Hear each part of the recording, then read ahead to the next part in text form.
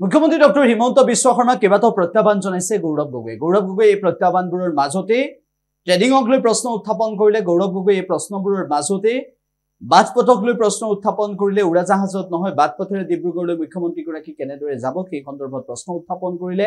উজনি অসমত কেনেদৰে কংগ্ৰেছে ভেটি শক্তিশালী কৰিব বিচাৰিছে আৰু সেই সময়ত বিজেপিৰ বাবে কি কি প্ৰত্যাহ্বান আনিব গৌৰৱ গগৈ, এই সন্দৰ্ভতো গৌৰৱ গগৈয়ে কেইবাটাও মন্তব্য ইতিমধ্যে কৰিছে, যিবোৰৰ পৰা বিজেপিৰ বাবে যে গৌৰৱ গগৈ প্ৰত্যাহ্বান আনিব সেই কথা স্পষ্ট হৈ পৰিছে। লগতে হিমন্ত বিশ্ব শৰ্মা বা বিজেপি চৰকাৰক গৌৰৱ গগৈয়ে কেইবাটাও বিষয়ত প্ৰত্যাহ্বান জনায়।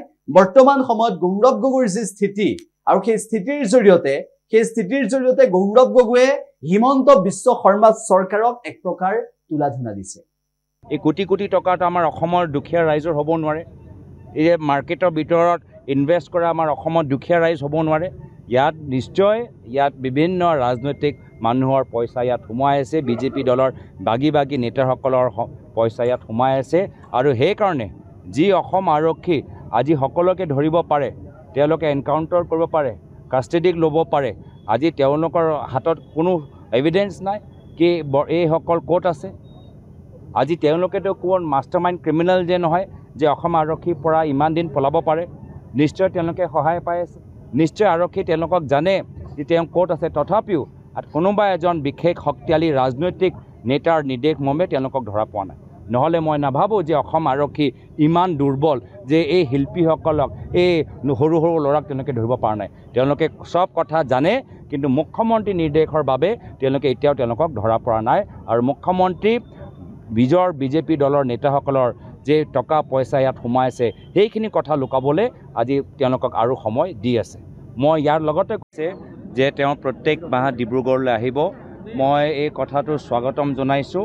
মোৰ মাত্ৰ এটাহে অনুৰোধ যে যেতিয়া তেওঁ ডিব্ৰুগড়লৈ আহে, তেওঁ এটা হাৱাই জাহাজ লৈ নহয়, তেওঁ ৰাস্তা দি আহে, তেতিয়াহে গৈ গুৱাহাটীৰ পৰা ডিব্ৰুগড় যাওঁতে ৰাস্তা ঘাইপথৰ কি অৱস্থা গম পাব।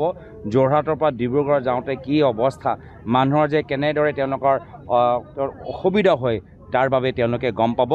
আৰু তাৰপিছত মই তেখেতক অনুৰোধ জনাম কি যদি তেওঁলোকৰ ইচ্ছা যে ৰাতিপুৱা তেওঁ ৰাস্তাৰে আহিলে কঁকালত অলপ বিষাইছে আৰু গধূলি তেওঁ ফ্লাইট লৈ তেওঁ গুৱাহাটীলৈ যাবলৈ বিচাৰে, তেতিয়া গম পাব সন্ধিয়া সময়ত ডিব্ৰুগড়ৰ পৰা কোনো ফ্লাইট নাযায়।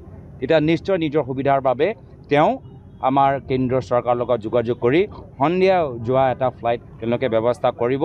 পিছত ক্ৰেডিট তেওঁলোকেহে লওক, মোৰ আপত্তি নাই, তেওঁলোকে ক্ৰেডিট লওক। 1.5 বছৰ আছে, যিমান ক্ৰেডিট ল'ব লাগে ক্ৰেডিট লৈ থাকক, কিন্তু ৰাইজৰ কামখিনি কৰি যাওক। তো আহক আৰু আহি আমাৰ এই ঘাইপথৰ কামখিনি ঠিক কৰক আৰু লগতে গধূলি তেওঁ ফ্লাইটৰ কামখিনি কৰক।